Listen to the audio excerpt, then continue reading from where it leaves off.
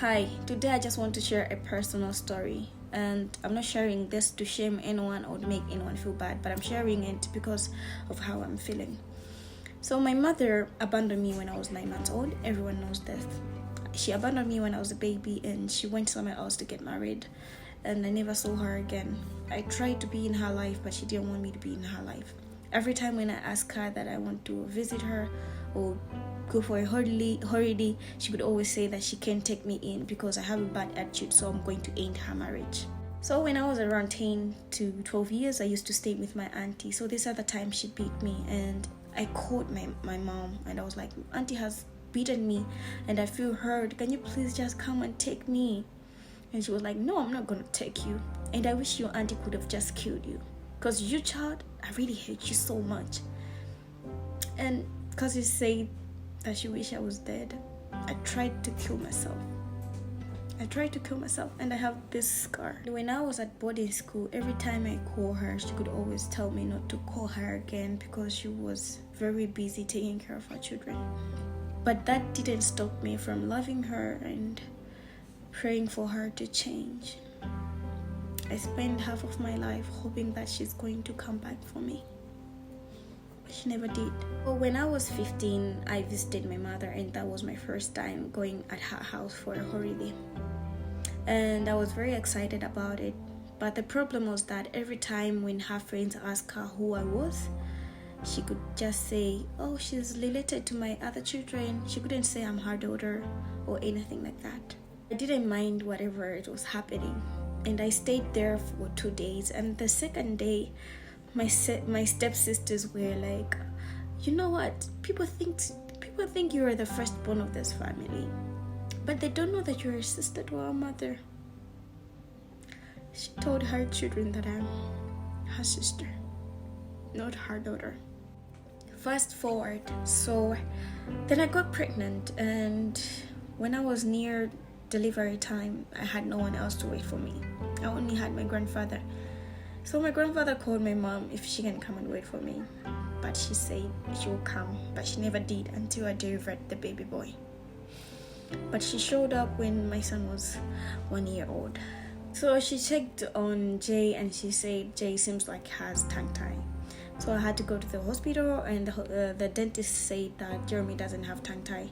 So I told her that Jeremy doesn't have tongue tie. And she was like, you don't listen to me. Just look at your child. We have seen beautiful children, not yours. She said so many hurtful stuff. And she was like, why can't you just send the child to his father? So I was like, you never sent me to my dad. And I don't know my dad up to today. So she got angry with me. And she was like, I don't count you as my child. You're not on the list. I have 3 children and you're not on the list. I regret having you. You are a disgrace and you're never gonna be anything in this world. So I got upset. And I prayed. That day. I cried and I prayed that day. Then after some days, she left without saying goodbye. And years passed by. She could call my grandfather, but she couldn't say hi to me, neither check on my son. Fast forward, last year we had a funeral in Nilongwe, so I went there and that's where I made my mother as well. So someone related to my grandparents asked her how many children she has. So she said she has 3 children. So that someone got upset because my mother has 4 children plus me.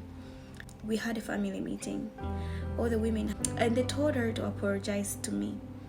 And she said sorry. But I feel like she just said sorry because people told her to say sorry.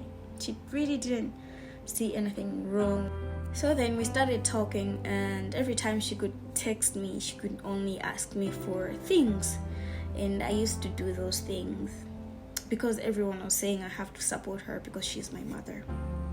But that was hurting me because she was never there in my life. Like, she was absent in my life. And now because everyone knows me or because she has seen me news on TV and everything, now I'm her daughter because of that. What if I didn't do all that? And then last month she asked me for money and I told her that I don't have money. Then this month she asked me for money again, and I said I don't have the money. And I enlightened this point. I said, I gave you some money to do business, and I expected you to do well with that business, because I even took my brother. I'm staying with my brother currently. I took my brother so that you can, you shouldn't be spending much money on food and everything. So she responded in this way. She said, I'll never speak to you again, neither ask you for anything. And you are a saint to other people who are not even related to you. You are forgetting that blood is thicker than water, and I am your biological mother. It hurts to hear that from someone that you just want them to love you, but they don't. They don't want to love you. They don't have that space. They don't have that time to love you. If there is anyone else who can relate to my story, I just wanted to let you know that you are loved and you are not alone. And the right people in your life will never make you feel like a burden, but they will make you feel like a blessing, because you are a blessing.